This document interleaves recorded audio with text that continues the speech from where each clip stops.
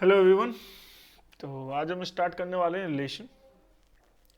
देखो, रिलेशन में सबसे ज़्यादा जो क्वेश्चन बनते भी हैं बोर्ड के लिए और जो सबसे ज़्यादा बच्चों को डाउट भी रहता है वो इनमें रहता है कि types of relation, reflexive, symmetric और ट्रांजिटिव। ठीक है, रिफ्लेक्सिव, सिमेट्रिक और ट्रांजिटिव पहली बात तो बहुत इजी टॉपिक है।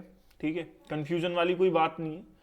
कंफ्यूजन होता है लेकिन इस वीडियो के बाद से आपको एटलीस्ट इन तीनों टॉपिक्स में कंफ्यूजन नहीं होगा। ठीक है, सबसे पहले बात करेंगे हम रिफ्लेक्सिव की, कि रिफ्लेक्सिव कोई भी रिलेशन रिफ्लेक्सिव रिलेशन कब होता है।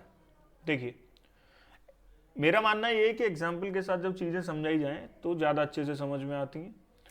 तो देखिए, मैंने एक ए सेट लिया जो कि है 1, 2 और 3। इस सेट ए पर एक रिलेशन डिफाइन है आर, जो कि कुछ इस तरह से है। अभी मैं कंडीशन नहीं लगा रहा हूं, सिर्फ मैं एक मान के चल रहा हूं कि रिलेशन के अंदर ये एलिमेंट हैं। तो ये आपका एक रिफ्लेक्सिव रिलेशन होगा।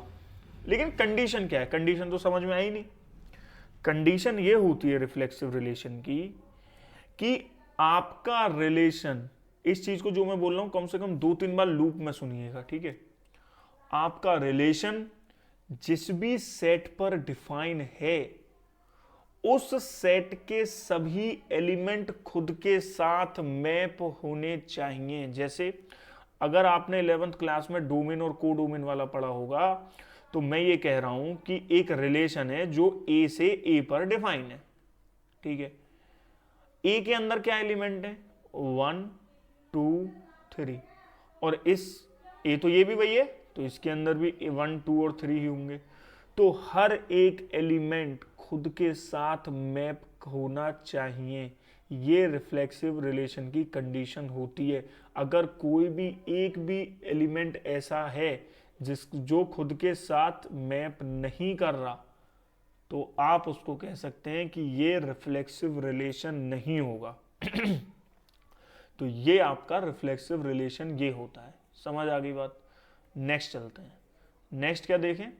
नेक्स्ट देखेंगे सिमेट्रिक। इसको मैं रहने देता हूं, टेलीग्राम पे आपको इसकी हैंडआउट्स मिल जाएंगे। सिमेट्रिक पे चलते हैं। सिमेट्रिक क्या है? सिमेट्रिक होता है, सिमेट्रिक होता है, देखिए एक बात याद रखिएगा कि हम सेट को सिर्फ रिफ्लेक्सिव के केस में देखते हैं। हमारा एक सेट था ए जो कि है 1, 2, 3। बाकी हम सिमेट्रिक और ट्रांजिटिव के लिए सेट को नहीं देखेंगे, सिर्फ हम रिलेशन को देखेंगे। ठीक है, मान के चलता हूं कि एक मेरा रिलेशन है आर जो कि कुछ इस तरह से डिफाइन है 1, 2, 2, 1, 3, 4 एंड 4, 3। ये मेरा सिमेट्रिक रिलेशन होगा या नहीं होगा, ये कैसे पता चलेगा? तो सिमेट्रिक की क्या कंडीशन होती है ना, कि यदि ए कॉमा बी आपका रिलेशन में है और यदि इस रिलेशन को सिमेट्रिक होना है, तो ये बात याद रखिएगा, then B comma A also present in the relation R. B comma A को भी आर में होना पड़ेगा, ये जरूरी कंडीशन है। जैसे यहां पर 1, 2 है जो कि रिलेशन आर में मौजूद है। तो अगर इस रिलेशन को मुझे सिमेट्रिक दिखाना है तो 2, 1 को भी उस रिलेशन में होना पड़ेगा। एक बात। दूसरी बात क्या है? दूसरी बात यह है कि ऐसा मान के चलो कि सारे एलिमेंटों ने, रिलेशन के सभी एलिमेंटों ने हमें सिमेट्रिक रिलेशन दिखा दिया कि हाँ ये सिमेट्रिक है, लेकिन कोई भी एक एलिमेंट ऐसा रह गया जो सिमेट्रिक नहीं बना पा रहा है। तो इस बात को याद रखना कि वो पूरा रिलेशन सिमेट्रिसिटी से हट जाएगा, वो सिमेट्रिक नहीं रहेगा। जैसे अभी तो ये सिमेट्रिक है क्योंकि 3, 4 का 4, 3 भी है मेरे पास, 1, 2 का 2, 1 भी है। लेकिन क्या हो कि अगर मैं यहां पर 5, 4 लिख दूं, अब तो ये सिमेट्रिक नहीं रहा। क्यों? क्योंकि 4, 5 मुझे यहां पर कहीं भी नहीं दिखाई दे रहा है।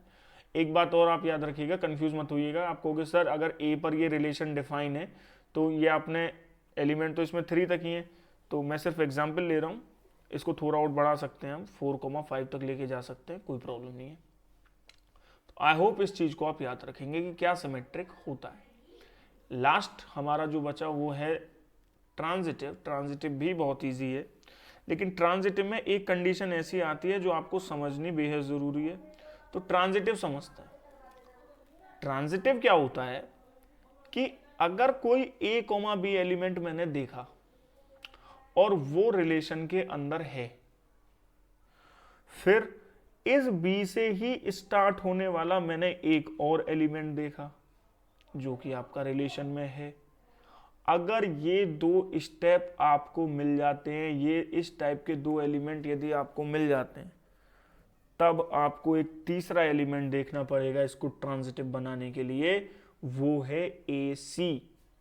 AC अगर ये भी आपको रिलेशन में मिल जाता है तब ये आपका ट्रांजिटिव हो जाएगा।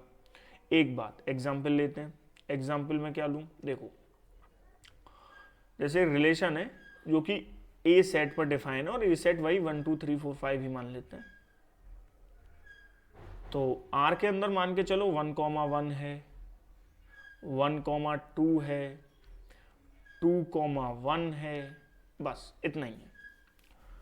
अगर आप बहुत ध्यान से देखेंगे ना, तो ध्यान से देखने पर आपको क्या दिखेगा कि सर मैंने एक एलिमेंट A, B देख लिया, मैंने कि बहुत अच्छी बात है, या इसे ना लेना चाहो, 1 1 को ना लेना चाहो, मत लो, 1 2 को ले लो। तो मैंने सर A, B देख लिया, बहुत बढ़िया, A, B आपने देखा, अच्छी बात है, 1, 2 और 2 से ही स्टार्ट होने वाला मैंने एक एलिमेंट और देखा, क्या, 2, 1 यानी B, C।